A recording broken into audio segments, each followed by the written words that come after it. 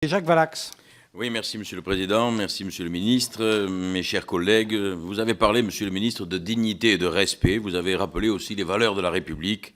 Et je dois vous dire que je suis très sensible et que je me permets de vous remercier pour les propos empreints d'un très grand humanisme. Et je crois que l'humanisme doit nécessairement servir de ciment aux travaux qui sont les nôtres. Comme vous, Monsieur le Ministre, je suis et je reste très attaché, très attentive aussi aux avancées que nous devons apporter à la protection des personnes qui sollicitent l'asile.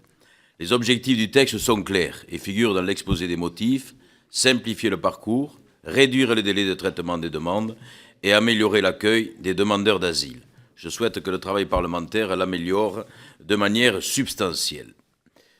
En effet, le système d'asile, et vous l'avez rappelé, vous avez posé d'ailleurs sur ce sujet un diagnostic très sévère, le système d'asile est en crise. Ces dysfonctionnements sont connus et dénoncés depuis longtemps par les associations. Peu de moyens, délais de traitement excessifs, places d'hébergement insuffisantes. Le contexte est aussi celui de la nécessité de transposer les 3 directives européennes qui nous imposent de faire évoluer la situation en France des demandeurs d'asile. Plusieurs condamnations de la France imposaient ces améliorations, et ces améliorations, je le dis, figurent dans le projet de loi. Je les cite rapidement: suppression de l'obligation de la domiciliation, meilleure définition des pays sûrs, délai plus rapide d'enregistrement des demandes à la préfecture, entretien individuel systématique avec la possibilité d'être assisté par une association ou un avocat devant l'OFPRA, recours suspensif devant la CNDA, même accès aux conditions matérielles d'accueil pour tous les demandeurs d'asile, droit aussi à la réunification familiale pour les personnes protégées.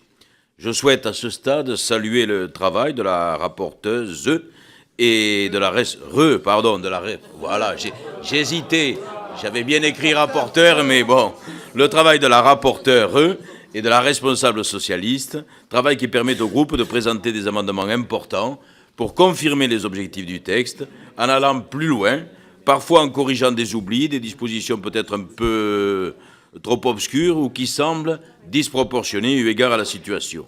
Une des mesures les plus critiquées par les associations est l'hébergement directif. La réflexion des députés permettra, je l'espère, de l'assouplir par une prise en compte de la situation personnelle du demandeur via le recueil de ses observations avant la décision d'orientation et l'inscription dans le texte de l'hypothèse de l'hébergement par la famille ou par des tiers, ou bien des cas où il n'y a pas nécessité à hébergement. J'espère donc que nous adopterons également la suppression de la clôture de l'examen quand le demandeur quitte l'hébergement sans autorisation, qui semble une mesure quelque peu disproportionnée, ainsi que la suppression de l'autorisation d'absence de l'hébergement assigné.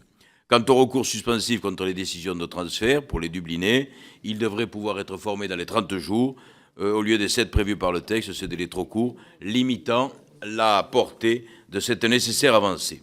Sur les conditions de vie pendant l'asile, et je termine, les socialistes souhaitent inscrire dans la loi l'accès des enfants mineurs au système éducatif et l'accès à la formation professionnelle des demandeurs.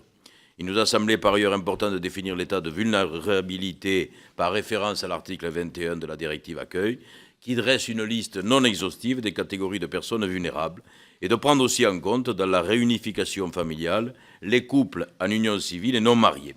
Ce texte implique donc une réforme globale du système, sans stigmatisation, sans manichéisme. Je suis un peu choqué par les propos de M. Choty qui dit « il y a ceux qui mériteraient le droit d'asile et ceux qui ne le mériteraient pas », se fondant sur des critères sur lesquels je ne reviens pas, mais sa référence aux chrétiens d'Erbil me pose incontestablement un problème, et je crois que ce n'est pas au travers de ce prisme-là qu'il faut aborder le problème. Les débats, je n'en doute pas, seront parfois vifs.